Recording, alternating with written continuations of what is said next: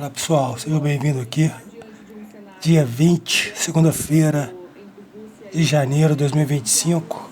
Agora Trump assina as primeiras ações oficiais. Estamos aí na parte da tarde de segunda-feira, dia 20 de janeiro. Vamos aqui a notícias importantes. Declaração do Lula daqui a pouco. Vamos embora aqui, galera. Notícias importantes aí, mercado financeiro, todo dia aqui. Ele vai fazer parte de um governo pacífico, que vai promover a paz, que vai acabar com guerras, mas ao mesmo tempo, na outra mão, ele tá ali falando que, olha, a gente vai pegar o canal do Panamá pra gente, de volta, porque agora a China tá tomando conta. A China que, lembrando, né, inclusive, as informações que a gente tem é que o governo do canal do Panamá, que cuida do canal do Panamá, no caso, né, tem falado que a China não tem nenhum tipo de acordo, nenhum tipo de tomada aí de controle do canal do Panamá especificamente. Queria te ouvir sobre essa política de Donald Trump, que, claro, vai também gerar bastante repercussão e pode vir aí também a mexer com as economias. Quer dizer, a China não tem participação acionária no canal, ou coisa que valha, mas tem duas empresas concessionárias da gestão nas duas pontas do canal, tá certo? Então, eu moro já aqui há 21 anos e, evidentemente, que acompanham o sentimento aqui nos Estados Unidos, inclusive de políticos dos dois partidos, em relação à presença assumida pela China através dos seus investimentos e do comércio na América Latina, né? E foi muito simbólico quando o Panamá declarou não mais reconhecer Taiwan como China e criar o elo direto com os chineses, né? Aquilo ali, eu lembro na época quando, meu Deus, ainda era Trump 1, eu dei entrevistas aqui no Public Broadcast System, em documentários e assim por diante, e observava para todos que é o seguinte: a resposta das autoridades da região era o seguinte: ok, escuta o que vocês estão dizendo, que tem risco dos chineses colocarem os nossos países em armadilhas de dívidas, tem risco dos chineses usarem essa presença econômica como alavanca política. Agora a gente pergunta para vocês, Estados Unidos, o que é que vocês oferecem em troca, né? Porque aí a agenda dos Estados Unidos em relação ao resto da América Latina tem sido muito mais, nos últimos tempos, nas últimas décadas, muito mais de agressão, deter a imigração, combater o crime. Agora os cartéis mexicanos já são considerados, classificados, como disse o Trump no discurso, como organizações terroristas e tal. Essa agenda negativa dos Estados Unidos em relação à região se contrapunha e se contrapõe a, digamos, aquilo que os chineses ofereciam, que eram investimentos. Isso mudou um pouquinho porque os próprios chineses, a nova Rota da Seda entrou numa segunda fase a partir de 2019, porque os chineses deram conta de que a suposta armadilha da dívida era ruim para eles mesmos. Aí eles pararam de ficar dando dinheiro a rodo de graça para a Venezuela, assim como outros países na África e assim por diante. E a iniciativa da Belt and Road deu uma parada, né? Entrando agora numa terceira fase em que os chineses estão vindo, como disse o Xi Jinping, projetos menores e mais bonitos, etc. e tal, eles casando com energia limpa, né? Pois bem, essa atitude, até que o Trump, no primeiro mandato dele, criou uma agência para tentar catar dinheiro para jogar nos países. Tentou dar uma resposta positiva em relação à estratégia chinesa, mas em baixa magnitude e assim por diante. O ponto a fazer é que a rivalidade, que é uma rivalidade, não apenas a rivalidade especificamente no tecnológico, vai continuar.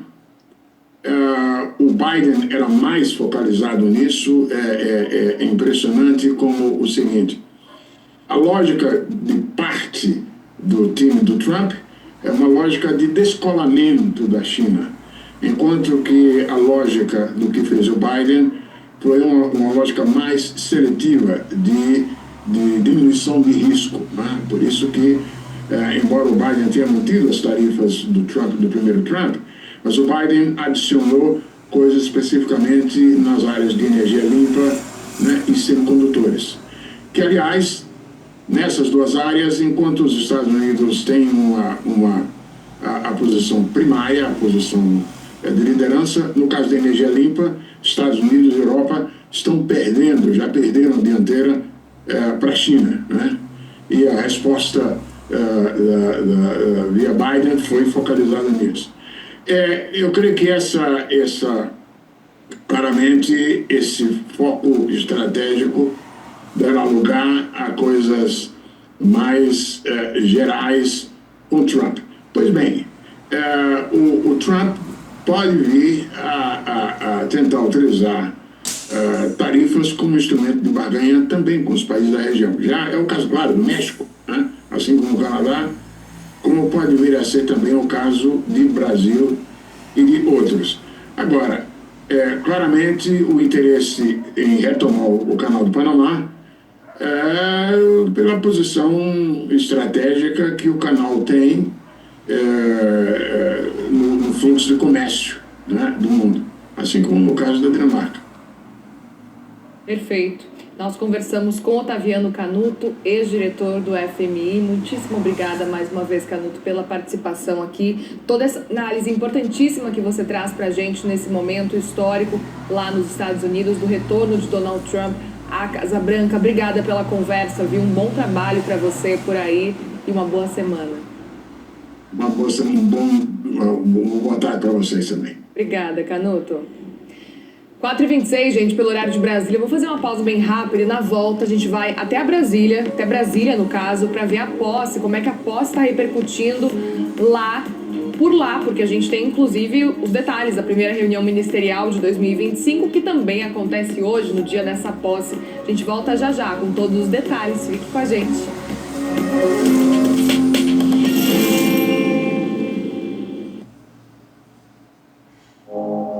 Enquanto você dorme, o mundo não para. E o mercado financeiro também não para. Enquanto a bolsa aqui não abre, o seu café da manhã é aqui com a gente. O que deve entrar no radar? Aonde o mercado pode ir? As respostas que vocês procuram estão prontas, logo pela manhã. Morning Call, de segunda a sexta, às 7 da manhã. A informação tem poder. A informação é poder. Informação é recurso que ganha eleições, ganha território, ganha prestígio, ganha dinheiro. Ter uma informação valiosa vale mais. Saber antes vale mais. Saber a notícia certa vale mais. Saber o que fazer vale mais. Saber o fato vale mais. Saber bem vale mais. Pensar bem vale mais quando o assunto é o seu dinheiro. Tudo o que você precisa saber sobre o mercado financeiro e negócios, a CNN traz para você.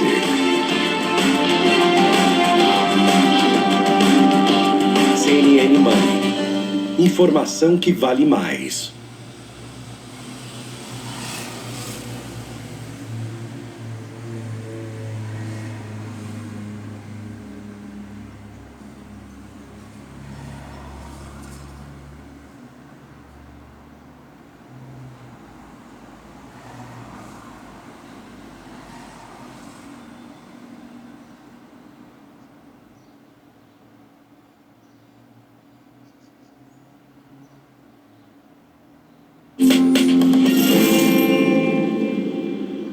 4h28 pelo horário de Brasília, seguimos ao vivo aqui no CNN Money News para te contar que mais cedo, durante um discurso numa reunião ministerial, o presidente Lula disse que torce por uma boa gestão do presidente Donald Trump nos Estados Unidos. Vamos ouvir então a fala do presidente Lula durante a primeira reunião ministerial desse ano. Tem gente que fala de que a eleição do Trump pode causar problema na democracia mundial.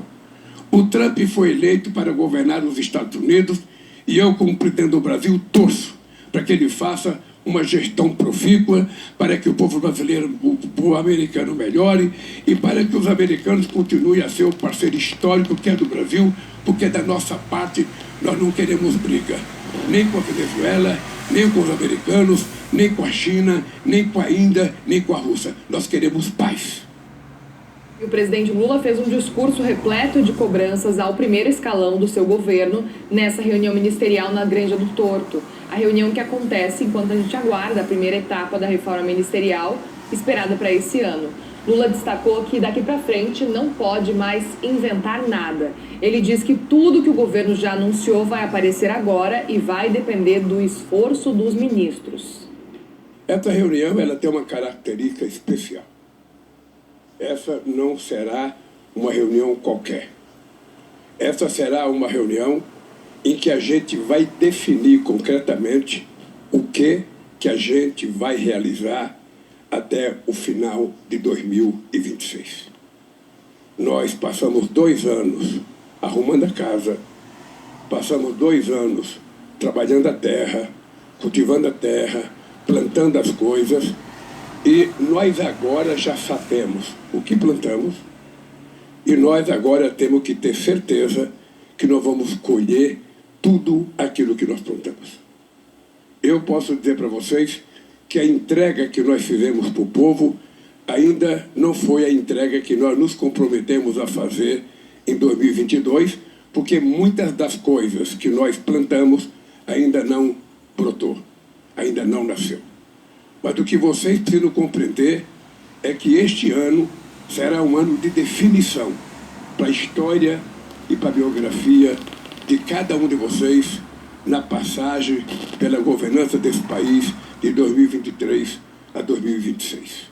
É muito importante ter clareza disso, porque daqui para frente a gente não pode mais inventar nada. Daqui para frente nós temos que colher tudo aquilo que nós semeamos. Nós temos que ter certeza que tudo aquilo que vocês me apresentaram, que todos os atos que nós fizemos de lançamento de proposta política, tudo aquilo que a gente já anunciou à sociedade brasileira vai aparecer agora. E vai depender do esforço muito grande de cada um de vocês. Na reunião ministerial, o presidente Lula também comentou que 2025 é o ano da grande colheita de tudo o que foi prometido e disse que vai chamar individualmente cada ministro para conversar. Lula enfatizou que é preciso aprender a trabalhar com a nova formação de empreendedor do povo brasileiro. Vamos ver? Sabe que nesses 2 primeiros anos vocês tiveram comigo toda liberdade de trabalhar. Eu nunca perguntei para vocês se vocês estavam fazendo certo ou errado. Vocês vinham, me traziam a proposta de política pública, passava pela Casa Civil e a gente acertava a política pública e vocês então iam anunciar a política pública. Nem tudo que foi anunciado já deu certo. Nem tudo. Mas é preciso que a gente saiba que 2025 é o ano da grande colheita de tudo aquilo que a gente prometeu ao povo brasileiro. E nós não podemos falhar. Nós não temos o direito de falar. Nós não podemos errar. E nós não temos o direito de errar. É importante que cada um de vocês reflita, porque depois eu vou chamar individualmente muita gente para conversar. É importante que vocês reflitam que nós somos um grupo de pessoas de formação política diferenciada, de berço diferente, mas na verdade nós temos uma coisa em comum, que é uma causa de recuperar esse país, fazer esse país crescer, fazer esse país se desenvolver, e com esse crescimento, esse desenvolvimento, o que é que nós queremos?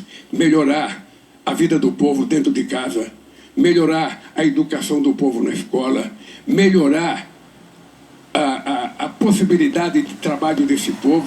E é importante que a gente compreenda que o povo que nós estamos trabalhando hoje não é o povo dos anos 80. Não é o povo que queria apenas ter um emprego numa fábrica com carteira profissional assinada. É um povo que está virando empreendedor. E ele gosta de ser empreendedor. E nós precisamos aprender a trabalhar com essa nova característica, com essa nova formação do povo brasileiro. E é por isso que nós temos que ser muito exigidos. E eu jamais reclamarei pelo fato do povo nos cobrar.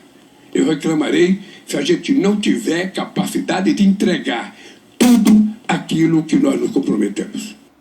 E o presidente Lula encerrou o discurso durante a reunião ministerial dizendo que nenhum ministro vai poder fazer portaria sem que passe pela Casa Civil para que não crie confusão e não caia na presidência da República. E também falou sobre o preço dos alimentos no país. Vamos ver? Daqui para frente é dedicação. Mais do que você já tiver. Daqui para frente, nenhum ministro vai poder fazer portaria que depois crie confusão para nós, sem que essa portaria passe pela presidência da República através da Casa Civil. Muitas vezes a gente pensa que não é nada, mas alguém faz uma portaria, alguém faz um negócio qualquer, daqui a pouco arrebenta e vem cair na presidência da República. E é importante vocês lembrarem, que quando a gente não trabalha, a gente não pode. Eu quero conversar com vocês sobre os partidos que estão aliados conosco. Nós temos vários partidos políticos, eu quero que esses partidos continuem juntos, mas nós estamos chegando no processo eleitoral, a gente não sabe se os partidos que vocês representam querem continuar trabalhando conosco ou não. E esta é uma tarefa também de vocês este ano de 2025. E é uma tarefa grande, não é uma tarefa pequena. E é isso que eu quero pedir para vocês. Até agora, eu sou agradecido à relação de confiança, ao trabalho que vocês fizeram. Mas eu quero que vocês saibam que daqui para frente vai ter muito mais trabalho. A gente vai ter um desafio agora que vai ser os BRICS, vai ser em julho. A gente vai ter outro desafio que vai ser a COP 30, que vai ser em novembro.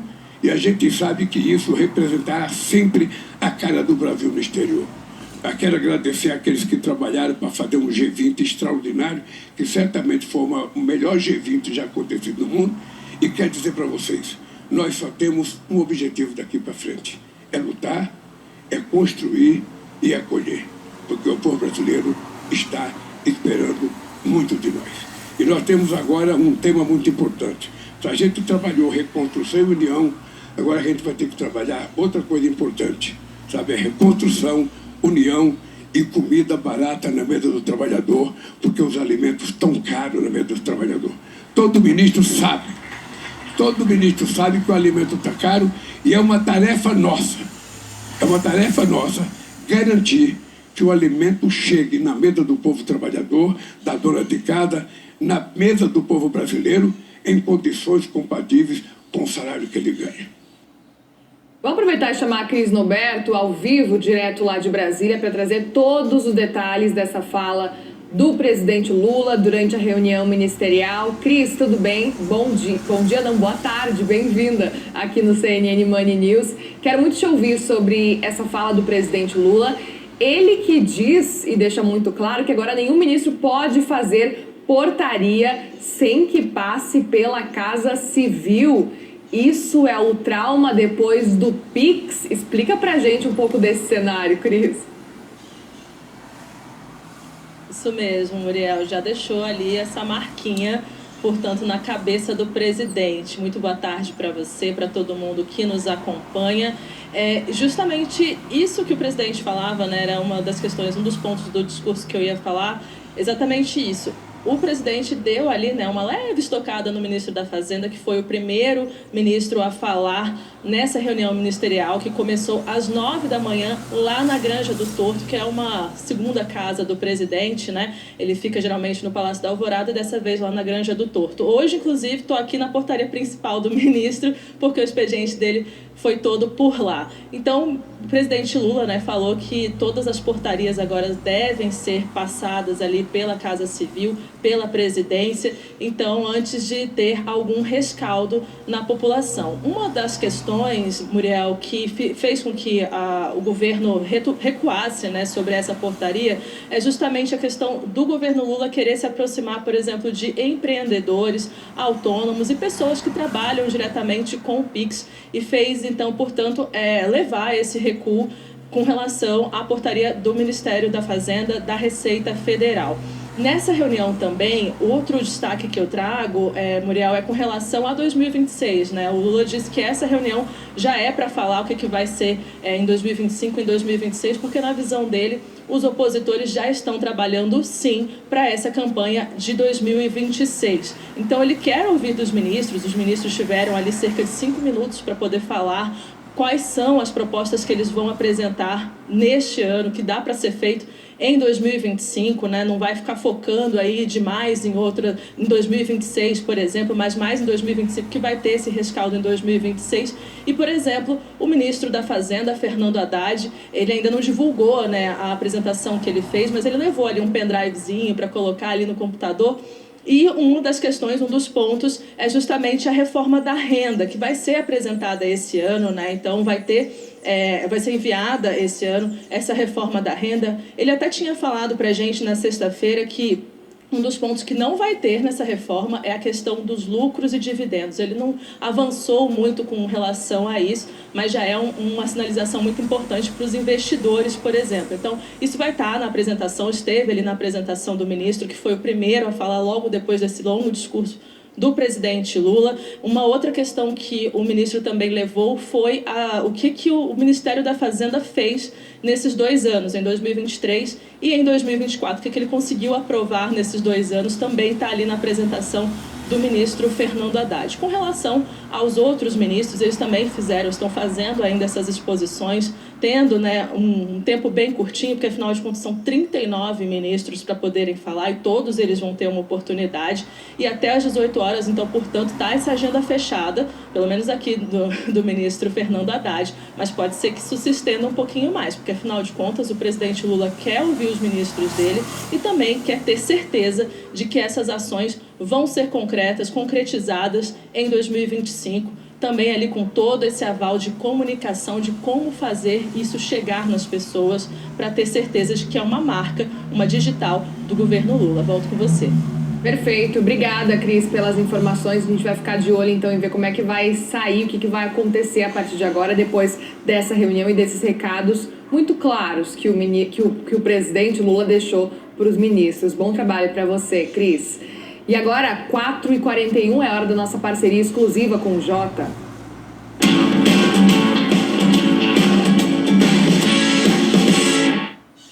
Vamos falar da reforma tributária, gente, porque o presidente Lula vetou um ponto importante ao sancionar a regulamentação. Quem voltou a ser contribuinte são os investidores de fundos de investimentos e fiagros. Vamos entender melhor, então, como é que fica a tributação, então, nesses fundos e no setor de fundos em geral, porque a discussão levanta dúvidas sobre as chances de judicialização e qual que é a posição do Ministério da Fazenda em relação a isso. Sobre esse assunto aqui que a gente conversa agora ao vivo com a editora de tributos do Jota, Bárbara Mengardo. Bárbara, boa tarde, bem-vinda. Conta os detalhes pra gente, então. Boa tarde, Muriel. Boa tarde a todos que estão nos ouvindo. Pois é, como você bem lembrou, na última quinta-feira, o presidente Lula vetou alguns pontos do PLP 68, que é o primeiro projeto de regulamentação da reforma tributária. E, como a gente esperava, não teve nada muito grande vetado. Não teve, por exemplo, algum item que saiu da lista de regimes diferenciados ou de alíquotas diferenciadas, mas essa questão dos fundos especificamente foi provavelmente a que gerou mais ruídos e principalmente mais dúvidas. E ainda está gerando dúvidas, na verdade. Galera, por vídeo não ficar muito longo, tivemos aí notícias no dia de hoje, bastante informações sobre a reforma tributária. Se inscreva no canal, compartilha e notícias importantes que impactam todos os dias aqui. Em breve teremos operações day trade no índice no dólar, ao vivo, tá, pessoal? Vamos esperar O início do ano está apenas começando, muitas reformas acontecendo, informações aqui no canal, para cima, sempre informação, conhecimento nunca é demais.